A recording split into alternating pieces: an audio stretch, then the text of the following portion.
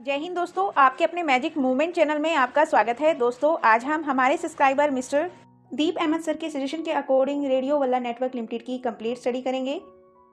Radio वल्ला network limited एक IT sector की स्मॉल कैप कंपनी है, हाई रिस्क की कंपनी है, साथ में न्यू लिस्टेड कंपनी भी है। फाइनेंशियल ईयर 2024 के अप्रैल में लिस्टेड होती है और अपने लिस्टिंग प्राइस से अभी 50% के डिस्काउंट के आसपास अवेलेबल है। यानी इस कंपनी ने अपने लिस्टिंग से अब तक अपने शेयर होल्डर्स को 50% के नेगेटिव में रिटर्न्स दिए। कंपनी के शेयर का लो प्राइस 53 रुपीज़ 85 और अभी अपने लो प्राइस के आसपास कंपनी का स्टॉक ट्रेड कर रहा है 68 रुपीज़ के आसपास। आज कंपनी के शेयर में 11.29% का अपसाइड जंप आया, वो हम इस कंपनी के टेक्निकल चार्ट में डीप में स्टडी करेंगे सपोर्ट रेजिस्टेंस के साथ।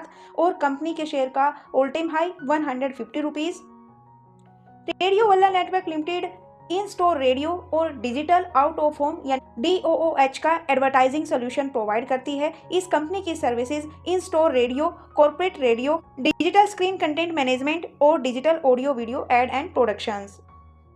ये कंपनी इंडिया में ही नहीं, इंडिया के अलावा भी इंटरनेशनल लेवल पर इस कंपनी की प्रेजेंस है। इस कंपनी की प्रेजेंस UAE, मैक्सिको, श्रीलंका और मिडल ईस्ट कंट्रीज में है। इस कंपनी के क्लाइंट्स ITC, HUL, अमेजन पे, गो चीज, Godrej Yummies, LIC, BIS etcetera जैसी कंपनी इस कंपनी की क्लाइंट्स है।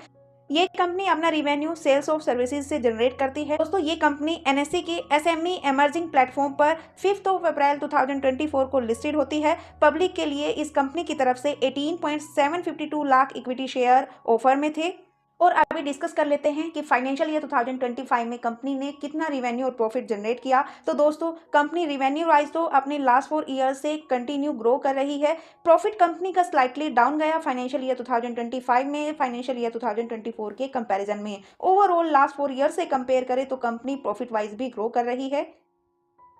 और कंपनी अभी अपनी हाफ ईयरली अर्निंग ही पब्लिश करती है, क्वार्टर ऑन क्वार्टर बेसिस पर अपनी अर्निंग पब्लिश नहीं करती। कंपनी ने अपनी जून क्वार्टर की अर्निंग पब्लिश नहीं की, अभी अक्टूबर में ये अपनी हाफ ईयरली अर्निंग पब्लिश करेगी। तो इससे पहले कि हाफ ईयरली अर्निंग को डिस्कस करें तो दोस्तों इस कंपनी की सेल हाफ ईयरली बेसिस पर कंटिन्यू ग्रो हो रही है। सेल्स के साथ साथ कंपनी ओवरऑल प्रॉफिट में भी ग्रो कर रही है। हालांकि सितंबर 2023 के हाफ ईयरली प्रॉफिट से डाउन है और सितंबर 2024 के प्रॉफिट से भी स्लाइटली डाउन है मार्च का। लेकिन दोस्तों अगर मार्च 2023 से कंपेयर करें तो दोस्तों लॉस मेकिंग कंपनी थी, अभी प्रॉफिटेबल है और कंपनी अभी लिस्टिंग के होने के बाद भी प्रॉफिटेबल ही है। तो दोस्तों ओवरऑल कंपनी अर्निंग बेसिस पर धीरे धीरे ग्रो कर रही है। दोस्तों ये कंपनी NSE पर ही लिस्टेड है, ई कॉमर्स सेक्टर की कंपनी है। कंपनी का market cap only 49.16 CR, 100 CR के मार्केट कैप से भी कम मार्केट कैप वाली कंपनी है। और इस कंपनी की ROCE 39.64%, ROE 42.53%। कंपनी के ऊपर 0.79 CR का डेप्ट भी है। इस डेप्ट के सामने कंपनी के पास ओनली 0.02 CR का ही कैश पॉजिटिव में है। अभी 64.77 की PE रेशो पर ट्रेड कर रही है। और कंपनी में प्रमोटर्स का स्टेक 41.20% और अभी म्यूचुअल फंड्स की होल्डिंग इस कंपनी में नहीं है, लेकिन अदर डोमेस्टिक इंस्टीट्यूशनल्स की होल्डिंग है 2.22%। अदर डोमेस्टिक इंस्टीट्यूशनल्स में इंश्योरेंस कंपनीज और अदर डोमेस्टिक इंस्टीट्यूशनल्स होते हैं। और साथ में FIIs की भी होल्डिंग है 0.57%। रिटेल्स और अदर्स की होल्डिंग 56%। रिटेल्स और अदर में से retail investor 18.25% only, other parties 37.76%। Other parties ने लास्ट क्वार्टर में ही अपने स्टेक को इंक्रीज किया और रिटेल्स होल्डर्स ने अपने स्टेक को डिक्रीज किया। लेकिन FIIs इस कंपनी में लास्ट 4 क्वार्टर से 0.57% स्टेक के साथ कांस्टेंट है। हालांकि लिस्टिंग के बाद FIIs की तरफ से इस कंपनी में प्रॉफिट बुकिंग नजर आई थी, लेकिन अभी 0.57% के साथ कांस्टेंट है। और अदर डोमेस्टिक इंस्टीट्यूशनल्स की होल्डिंग भी लास्ट 2 क्वार्टर से कांस्टेंट है 2.22% स्टेक के साथ।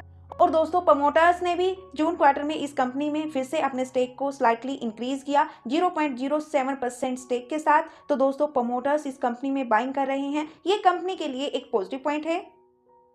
इस कंपनी के प्रमोटर्स अनिल सिरवस जी इस कंपनी में 19.80% स्टेक के प्रमोटर हैं और जून क्वार्टर में इनकी तरफ से 0.04% की फिर से इस कंपनी में बाइंग की गई। गुरनीत कौर भाटिया जी का 17.73%, हरविंदरजीत सिंह भाटिया जी का 3.57%, रेहत सिंह भाटिया जी 0.05%, इनकी तरफ से भी 0.03% स्टेक की बाइंग की गई। और त्रिवेंद्रजीत सिंह भाटिया जी का स्टेक 0.06%। तो दोस्तों भाटिया फैमिली इस कंपनी की प्रमोटर है और प्रमोटर के अलावा इस कंपनी के सुपर इन्वेस्टर आशीष किचोलिया जी 3.83 सीआर की होल्डिंग के साथ और लास्ट 4 क्वार्टर से 7.78% स्टेक के साथ इस कंपनी में कांस्टेंट है। आशीष कचोलिया जी के अलावा बेंगल फाइनेंस एंड इन्वेस्टमेंट का स्टेक 2.22%, दीपाली ए देसाई का स्टेक 1.73%, देवेंद्र अग्रवाल का स्टेक 2.36%, गौरव राकेश गुप्ता का स्टेक 2.73%, हरप्रीत सिंह का स्टेक 3.50%, हेमंत हंसराज केनिया का स्टेक 6.49%, विकास निवाटिया जी का स्टेक 1.60%। दोस्तों ये भी आशीष कचोलिया जी के अलावा इस कंपनी के सुपर इन्वेस्टर्स हैं। कंपनी की ओवरऑल रेशोज को डिस्कस करें तो दोस्तों इस कंपनी की sales growth, profit growth, ROC ये तीनों इंक्रीज हो रही है, लेकिन आरओई डिक्रीज हुई है लास्ट ईयर और लास्ट क्वार्टर के कंपैरिजन में। डेब्ट इक्विटी 0.19 और कंपनी की पीई चार्ट को स्टडी करें तो दोस्तों अभी कंपनी की पीई रेशो अपने लिस्टिंग की पीई रेशो के ऊपर ट्रेड कर रही है। हालांकि मई 2025 में इस कंपनी की पीई रेशो काफ़ी हद तक अंडर वैल्यूड हो चुकी थी। 50 का पीई 30 के आसपास आ गया था, लेकिन अब जैसे ही कंपनी के स्टॉक ने लास्ट 3 मंथ में रिकवरी दिखाई तो अभी फिर से इस कंपनी की पीई रेशो इंक्रीज हुई और सेक्टर के कंपैरिजन में भी इस कंपनी की पीई रेशो ओवर वैल्यूड है, लेकिन कंपटीटर कंपनीज के कंपैरिजन में एवरेज है और कंपनी निफ्टी के कंपैरिजन में लो वोलेटाइल है। कंपनी का बीटा 0.69। कंपनी के रिटर्न्स को डिस्कस करें शॉर्ट टर्म में तो दोस्तों इस कंपनी ने लास्ट 1 मंथ में अपने शेयर होल्डर्स को 23% के रिटर्न्स दिए। लास्ट वीक जब अपनी मार्केट कंटिन्यू नेगेटिव सेंटीमेंट में ट्रेड कर रही थी तब भी इस कंपनी ने 7.94% के पॉजिटिव में रिटर्न्स दिए।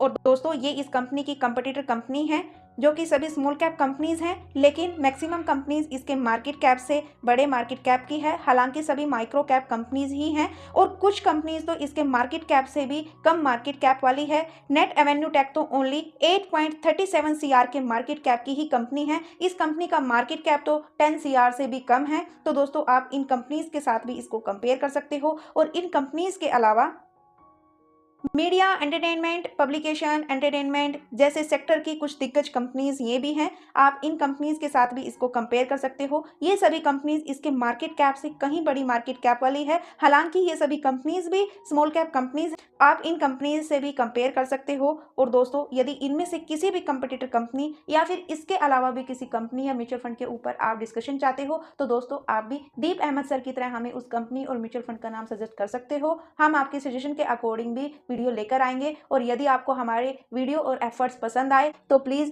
आप हमारी वीडियो को अपने उन फ्रेंड्स के साथ इस वीडियो को जरूर शेयर कीजिए जो स्टॉक मार्केट में इन्वेस्टमेंट करते हैं। और यदि आप चैनल पर नए हो तो प्लीज़ चैनल को सब्सक्राइब कीजिए, बेल आइकन को प्रेस कीजिए। तो दोस्तों टाइम ना वेस्ट करते हुए वीडियो को आगे बढ़ाते हैं। कंपनी के स्कोर कार्ड को भी स्टडी कर लेते हैं। कंपनी की परफॉर्मेंस लो है, वैल्यूएशन हाई है मार्केट एवरेज के कंपैरिजन में और सेक्टर के कंपैरिजन में भी, लेकिन कंपटीटर कंपनीज के कंपैरिजन में कंपनी की वैल्यूएशन एवरेज है, ग्रोथ भी एवरेज है, लेकिन प्रॉफिटेबिलिटी हाई है। और कंपनी में रेड फ्लैग भी लो है जो कि कंपनी के लिए एक सेकंड पॉजिटिव पॉइंट है, लेकिन कंपनी में एंट्री पॉइंट एवरेज है। कंपनी का स्टॉक ओवरबॉट जोन में तो नहीं है, लेकिन अपने इंट्रिंसिक वैल्यू से कंपनी का करंट स्टॉक प्राइस ज्यादा है।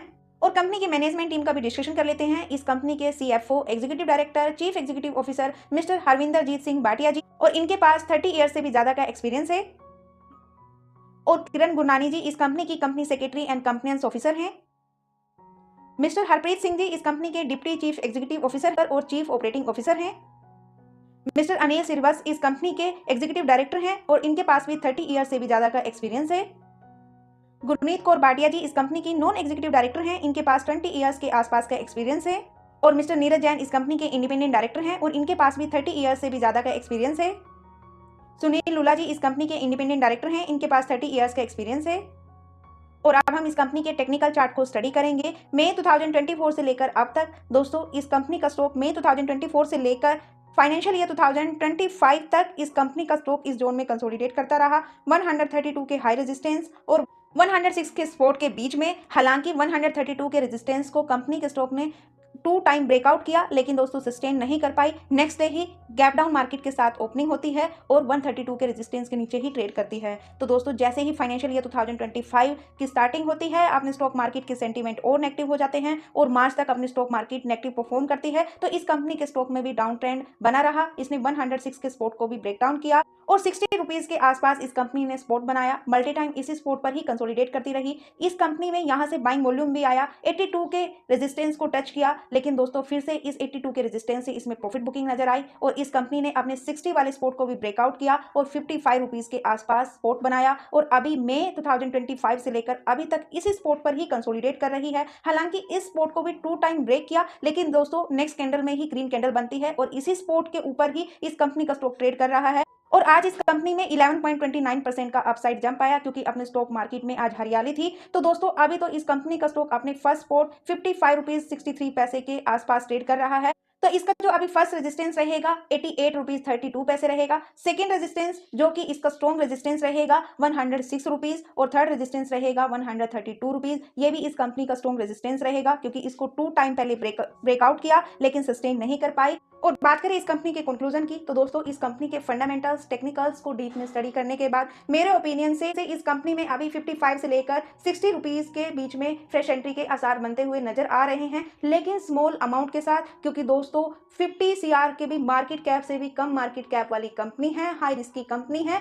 पॉजिटिव पॉइंट है इस कंपनी में डीआईआईज और एफआईआईज की भी एंट्री है और company overall earning wise grow कर रही है।